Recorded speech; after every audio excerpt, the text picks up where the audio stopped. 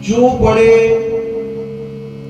उत्कृष्ट भगवान के भक्त बन गए उनको फिर रंग नहीं चढ़ता है किसी और का। तो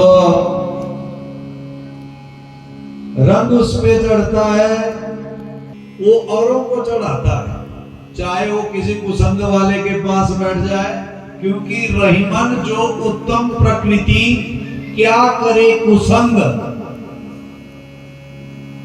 चंदन विष व्यापक नहीं लिपटत रहत भुजंग, रहीम जी कह रहे हैं। तो उन्होंने लिखा है, बिल्कुल शास्त्र की बात को प्रतिपादित किया है उन्होंने। संग उत्तम प्रकृति के जो भक्त हो गए हैं उनको नहीं लगता है, लेकिन हम और आप जैसे जो कचरे अध कचरे जो भक्त हैं उनको जरूर लगता है। तुलसी बाबा कहते हैं,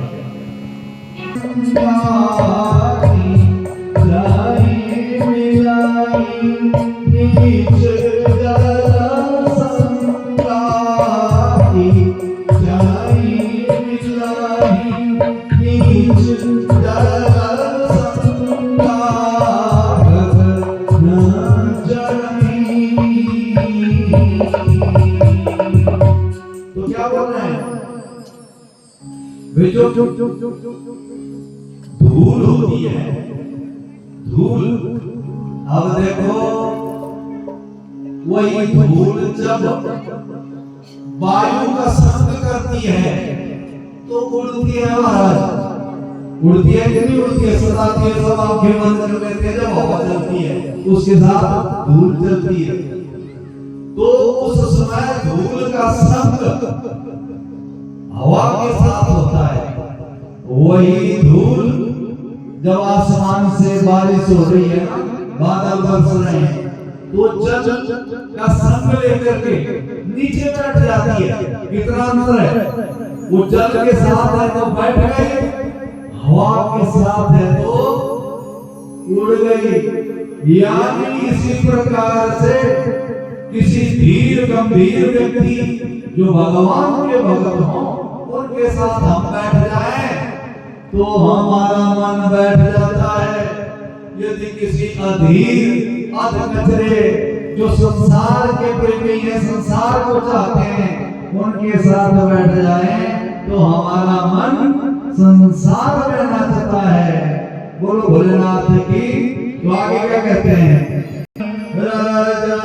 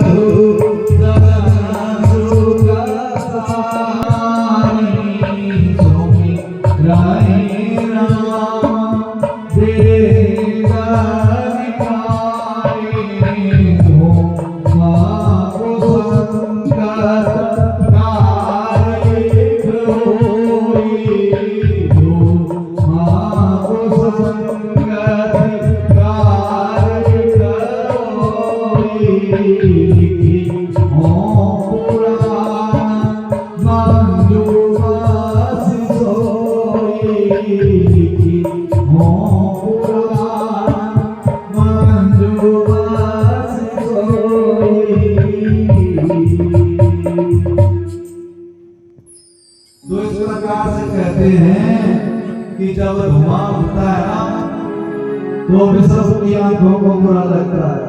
वही धुआं यदि ऊपर एक थाली लगा दी जाए तो काली उसमें जमा हो जाती है। ये उदाहरण दे रहे हैं कि उससे क्या किया जा सकता है, पुराणों को लिखा जा सकता है, स्याही बन सकती है। लेकिन वही काली जो है यदि चेहरे पे लग जाए तो बुरी लगती है, यदि धुएं में आए तब भी बुरी लगती है।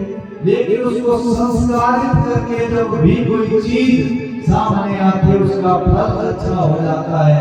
यानी हमारा मन जब सज्जनों की संगति करता है तो भगवान का ध्यान करता है।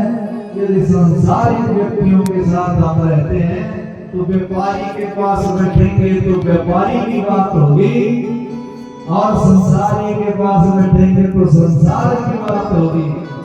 लेकिन जब किसी विद्वान के पास बैठेंगे तो भगवान भोलेनाथ की, जगदम्बा भवानी की, हरि की बात होगी। बोलो शंकर महादेव की। तो इस प्रकार से ये जो है भक्ति है, मन से, जप से, तप से की जाए तो अनुकूल वातावरण प्रदान करती है। ऐसे भगवान की भक्ति है। और उस प्रकार से अब कथा सुना रहा हूं मैं आपको बिंदु की, लेकिन वो कुसंगत में पड़ गया, वो कुसंगति में चला गया।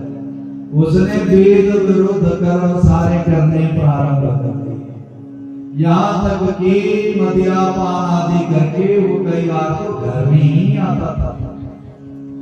बहुत समय तक तो उनकी जो पत्नी थी वो धीर धारण किए हुए पतिव्रत धर्म में लगी रही, लेकिन जब उसकी हद ही हो गई तो वो अभी जो है कुसंग में पड़ करके अपने आप को बचा नहीं सकी।